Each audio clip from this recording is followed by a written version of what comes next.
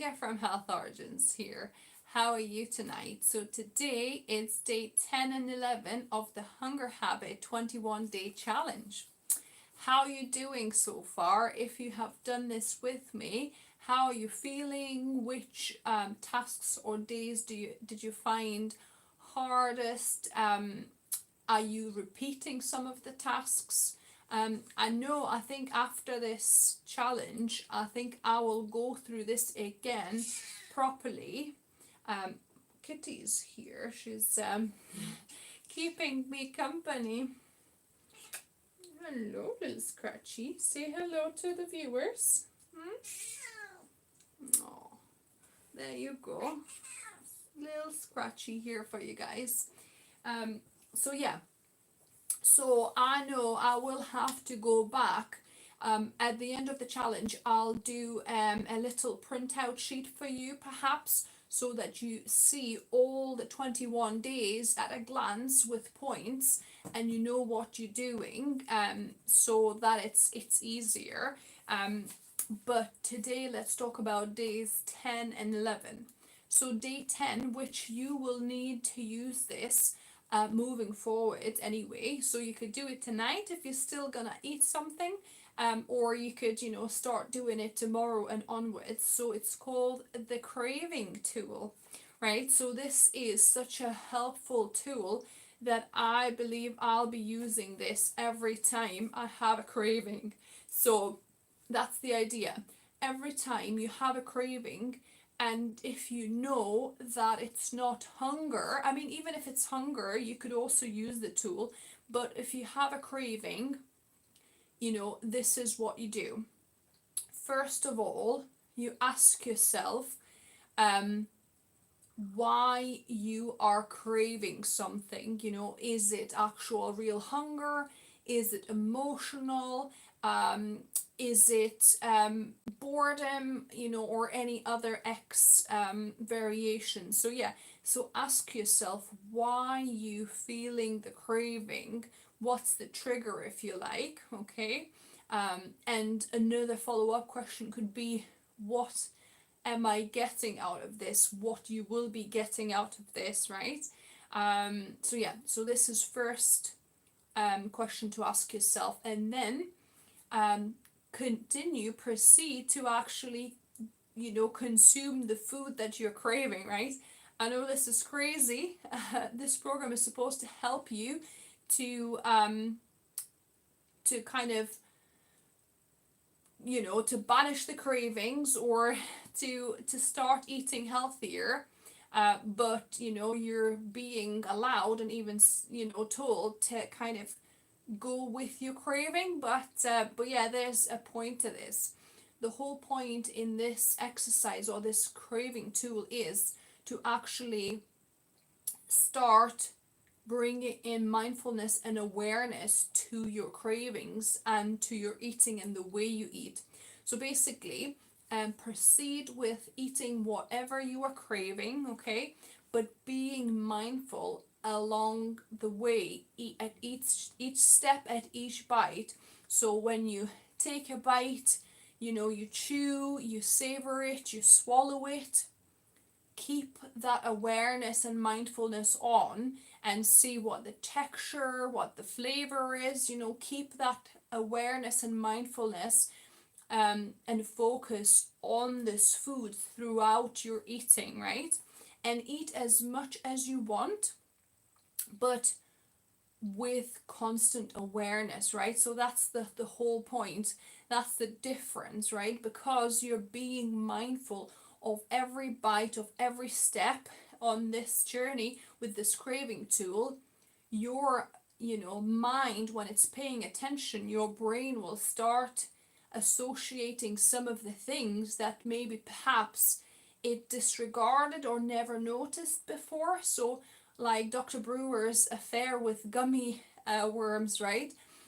Because he was so habitually used to eating those gummy worms without even giving it a single thought, probably watching something, just shoving them in, right, without really paying attention what they tasted like or anything like that.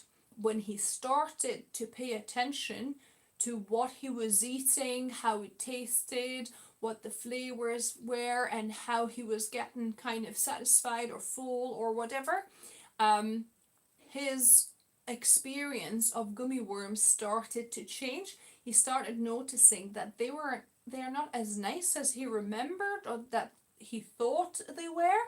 Okay, and he kept on repeating. So the whole point of craving tool is that it's not instant, right? So don't expect instant results. You might need to, use the craving tool. So you'll need to use the craving tool every time you eat that food, every time you get a craving, right? And pay attention, and you might need 15 repetitions, 10, 20 repetitions, as many times as it needs for your brain to, realize. Because some people, for example, they constantly overeat, right? So it might take you another, 15, 20, 30 goes to overeat again, right? While you're paying attention. But there's something happening. What's happening is you are building your disenchantment kind of database, if you like, right? Because there's enchantment and disenchantment. Enchantment, obviously, you're building the positive prediction errors. Disenchantment is you building negative prediction errors. Okay, so that's what you want. You want to build those negative prediction errors with that food, or with overeating, or with specific troubled food. And he even advises, Dr. Jude Brewer advises to pick your most problematic food to try this with first.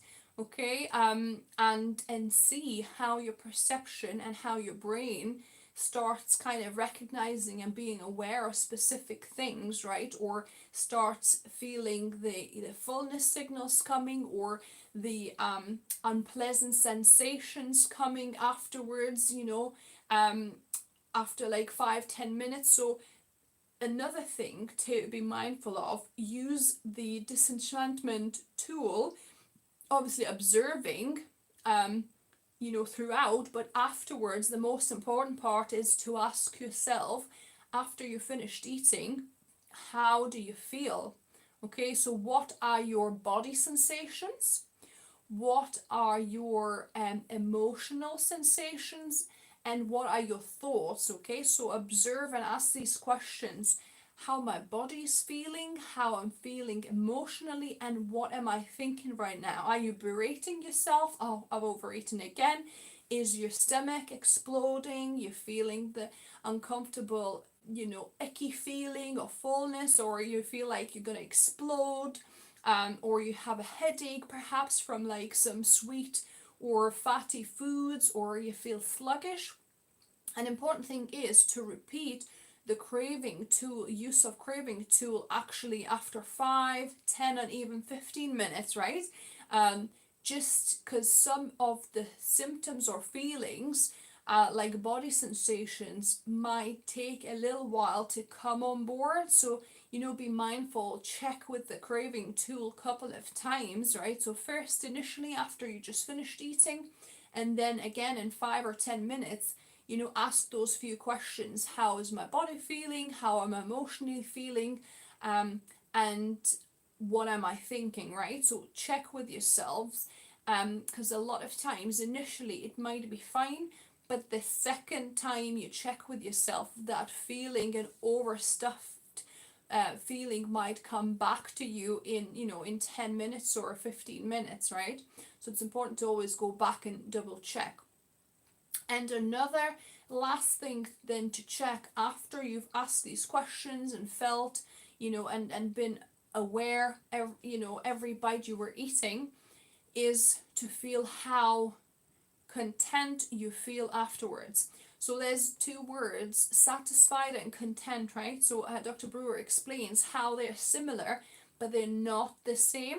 So satisfied, you might have satisfied the craving, and that might be satisfying that you were able to eat your ice cream or donut or whatever other craving you had and the food you had, right? So you might have satisfied that craving temporarily.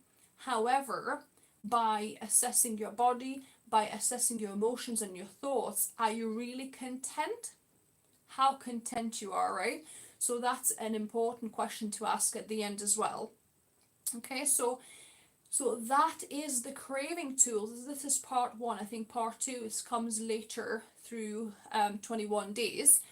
So yeah, I think I'll be using this every time I have a craving, and especially the times that it's either with the kind of food that is not the best, or when I know that I'm definitely not hungry and it's just like a sensation, like craving for a taste sensation, right? So that's when I will try and use this craving tool every time. So yeah, so that's day 10. Day 11 is a bit of the same, right? So it's basically building up that disenchantment database with the foods you eat, with the cravings you have. So keep on building that database. And according to a lot of studies and questionnaires done using the cravings tool, Dr. Brewer said that the big results are normally felt for students or for clients using this tool is after 8 weeks, so about 2 months. Okay, so that's something to keep in mind. And like the food habit that you developed, right, or the craving you developed didn't come on immediately. Don't expect from one time using the craving tool for it to disappear. But if you had this habit for 40-50 years, the good news is it's not going to take you that long to actually relearn it, and to put enough data in your disenchantment data bank that actually you might make different choices, right? So after a while, and it doesn't take too long, our bodies are actually programmed to quickly learn, because you don't want to be kind of eaten. You can't afford to be eaten by a tiger 20 times, right? You need to learn fast. So that's how our bodies learn to kind of relearn things fast. So although it's not going to be instant, it'll not take you 30, 40, or 50 years to for that tool to start working. It will start working over time, and gradually you will find that your interest or inclination to eat specific food, specific quantities, or at specific time kind of diminishes and vanishes over time. So yeah, so let me know if you tried this, the craving tool, what you thought of it at the first time you tried it, right? How did it feel for you? I didn't quite do it completely fully today. I did a little bit.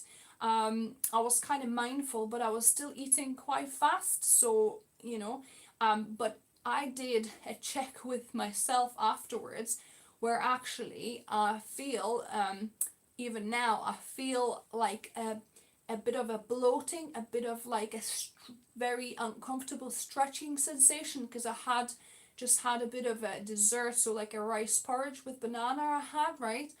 But I probably didn't need the whole bowl that I had. I probably would have been enough with maybe a third or half of the bowl, but I was too quick to eat it. But the craving tool helped me to be mindful and ask myself a question: how is my body feeling? Not great, right? I feel bloated, stretchy, I feel like I've overeaten. Emotionally, well, I feel a little bit kind of disappointed with myself, I suppose, but again, use kindness, because this is just your first time or first few times using the craving tools. It's the point of the craving tool is not to not do the actual craving, not eat the food, or to berate yourself when you're doing it. It's just to be more mindful and aware of what you're doing, the quantities you eat, what kind of food, and just to be mindful of the whole experience. So yeah, so my emotions are kind of like that, and my thoughts are, I'll try better next time, right? So be kind to yourself and give yourself that knowledge that it's not going to happen after one time. it might take a few repetitions for you to start really paying attention to every bite and being mindful of how your body um, and mind feels after it. So let me know if you have any thoughts, if you after you try this, how did it work for you guys? And I'll catch you guys for day 12. Have a good evening.